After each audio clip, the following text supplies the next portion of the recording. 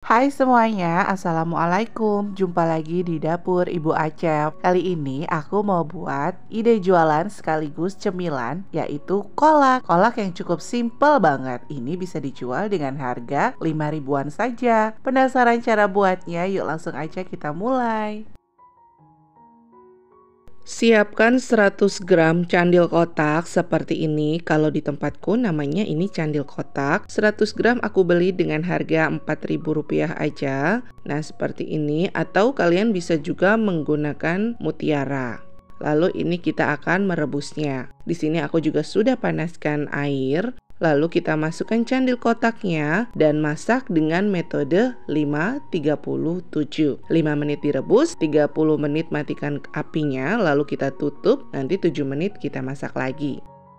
Lanjut, aku siapkan 1 sisir pisang kepok. Pengganti pisang kepok bisa juga menggunakan pisang raja.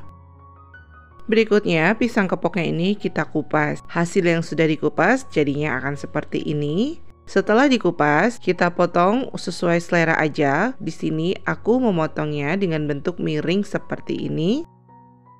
Lakukan terus semuanya sampai selesai. Hasil yang sudah dipotong, sisihkan terlebih dahulu. Lanjut, kita lihat ke candil kotaknya sudah matang atau belum. Nah, ini candilnya sudah matang. Kemudian kita saring buang airnya.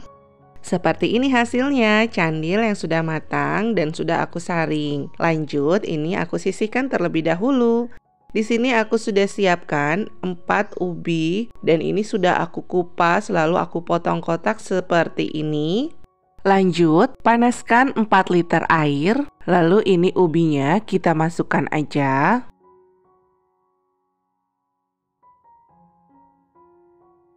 Merebus ubinya, di sini aku tambahkan 5 lembar daun pandan biar nanti kolak yang pas kita masak itu jadi wangi dan juga enak.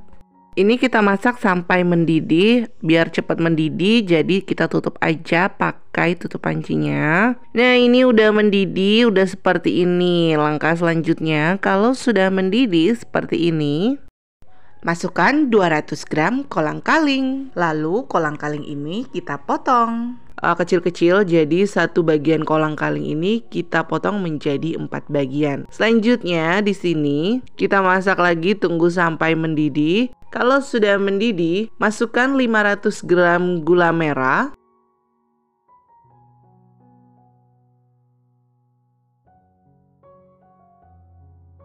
...125 gram gula pasir dan juga setengah sendok teh garam. Sama aku tambahkan 1 bungkus vanili bubuk atau setara dengan setengah sendok teh aja. Lalu ini kita aduk kembali, masak sampai mendidih. Ini sudah mendidih seperti ini dan ubinya sudah mulai sedikit agak empuk. Baru aku masukkan pisang yang sudah kita potong tadi. Ini kita masukin semuanya aja. Masukkan juga candil kotaknya. Lalu ini kita aduk rata.